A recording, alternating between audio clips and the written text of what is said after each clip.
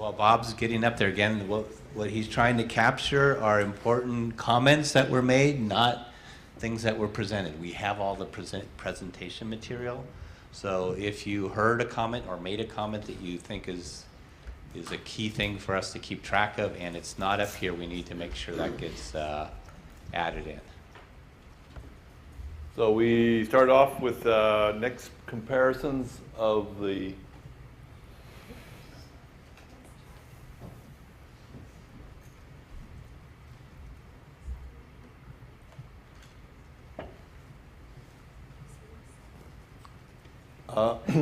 with among excuse me, the specific scenario estimates for magnitude and distance scaling, and for specific estimates. And one, I think, main comment that came out of that, I think from Tom, was the concept of doing some type of consistency check between the long period hazard, ground motion hazard, and what you would get from a fault displacement type analysis, just working off the slip on the faults as one possible consistency check we would look at.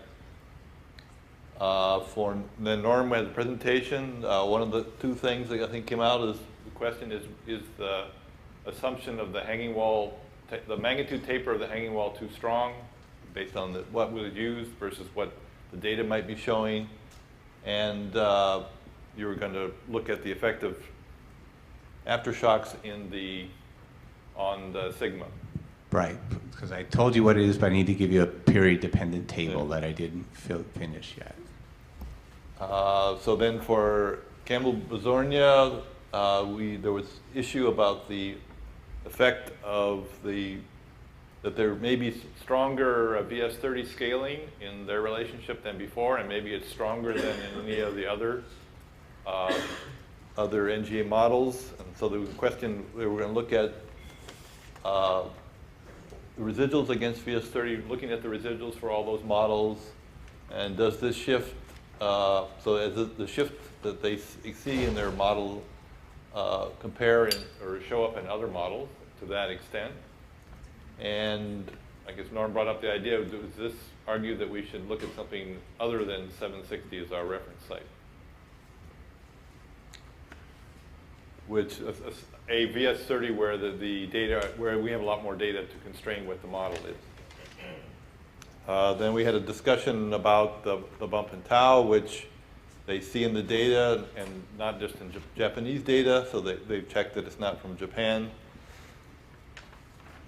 And so again, this is the issue that came through here, and another question: what is this? What is the source of that bump, and how should it be carried forward, if at all, in the future? There was some discussion of whether there should be smoothing of the variance along, but they argued at least for their model, that they didn't smooth the coefficients that well, much so that they are comfortable with the unsmoothed variance. In others, we smoothed more, and we smoothed our variance more. BSSA gave us some estimates of the uncertainty of the normal fault factor. Some discussion of how well the RJB captures the hanging wall effect, but they're going to give us some more quantitative assessments of their residuals in the function in dip bins, actual as opposed to the plots we saw, and to see it for more frequencies. And to then, in terms of the distance dependent of sigma, show distance bin values of sigma for Japan and non-Japan data to see whether it's the distance effect that they have in their sigma is coming from Japan. And again, the bump in tau showed up, conceptual model doing just some variability, and I think Dave did the simulation while we were talking, so that the question of, at least it's not coming from Kappa. He gets the same answer or same result as you had. So yeah.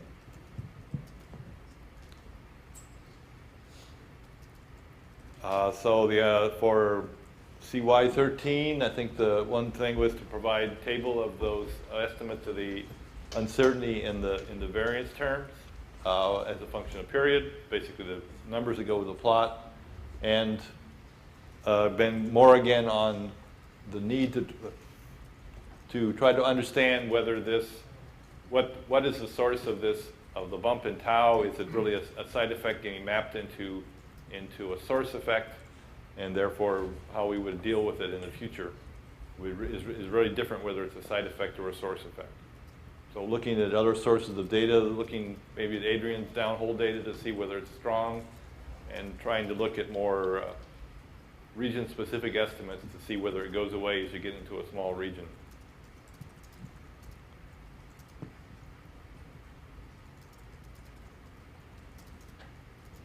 For Grazer and Falcon model, looking at, they plotted some residuals versus hanging wall sites, and maybe some looking at the possibility of whether the flattening of their model is trading off with hanging wall effects.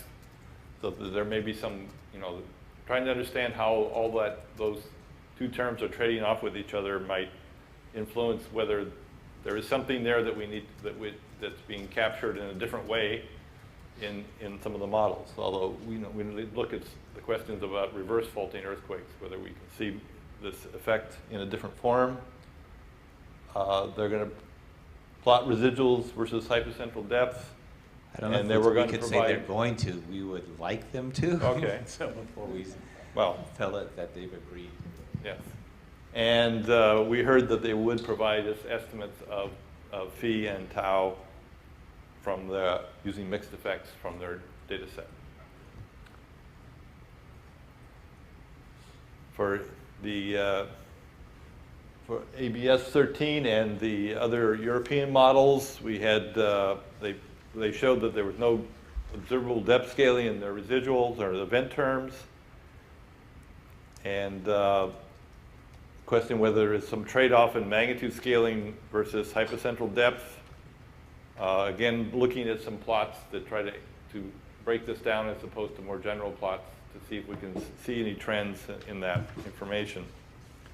The question came up about basically the issue of the large difference in this aleatory variability model from the pan-European models compared to NGA. Tried to understand what the source of that is, whether it's sigma, and whether it's phi or whether it's tau, whether it's coming from including a lot of data, which from earthquakes is very poor recordings. So trying to understand what the source of that added variability is. And there were some suggestions of things they might do, and whether they do them or redo them will have to be worked out. But those are the issues to look at. And as indicated by excuse me, that they consider that the ABS 13 and the Bindi 13 models may be candidates for use in this project, but some of the other ones are more research models. We haven't really plotted the Bindi 13 model that much, but initial indications are that it is performing better in terms of scaling at larger magnitudes than the Bindi 11 model. Bindi et al. 2011. Zhao et al. With basic conclusion that there's very little or no magnitude scaling above 7, but we need to get some response. We sent a suggestion to John about how we might implement the model. We need to get back from him some concurrence or modification of that. But I think Kim mentioned that he sees something in some of the simulations done with what I termed loosely as plastic side effects, plasticity in the model, and we need to look at those simulations and see if we see what we see in those simulations. Do they indicate some trend towards low scaling at low frequency? I think it's source, not site. Is that right, Kim? Would you call it site?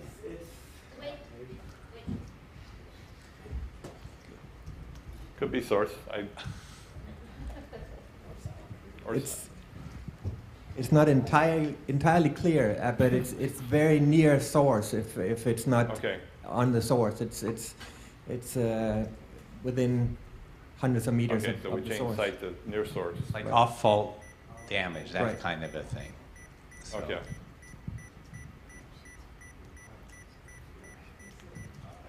Vladimir had mentioned separately to check the data that Zhao had used to make sure it's Yes, applicable. that would be, another thing for, to look at, or to look at in our other NGA model data sets. What do we see in that? What do we see in that specific set? Yes. We need to add that.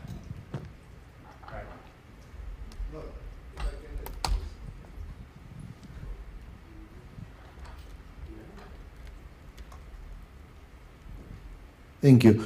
Vladimir Greiser, NRC.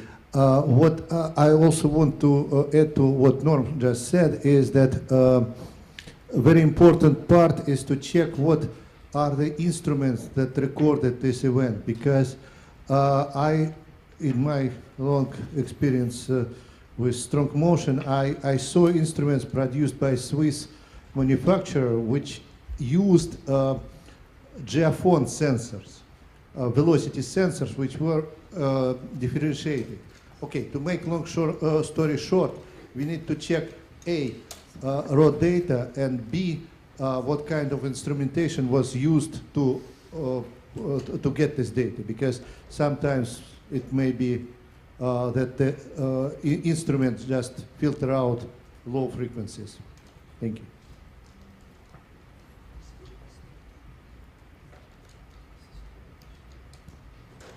Then we had our very brief visualization, description, discussion. So we came out of that as maybe possibly exploring the GMPs that would come out of the different cells on the self-organization maps away from existing models to see whether those types of models would end up in a TDI that would be technically defensible, and possible inclusion of predictions from simulations from these maps or the GMP generators, like that, for example, what Brian has put together, to check to see whether the range of the CBR is being captured from those models. That's again to look at exploration of expansion of the range, and then I guess some expression from the audience that need to do this along with traditional methods to help evaluate and perhaps in an iterative process to produce the CBR, the CBI. And also a question about possibly using more formal Bayesian approaches rather than our informal ad hoc approaches we used.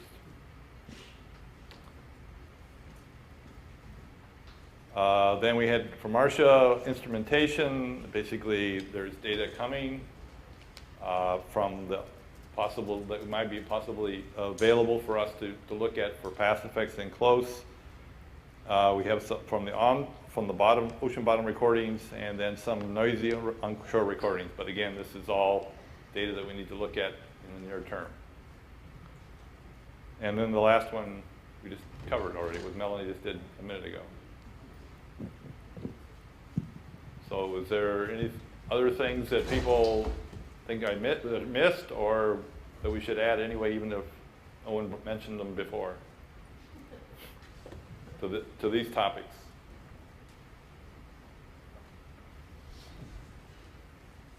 Going once, twice, and gone. Declare victory on that. Okay.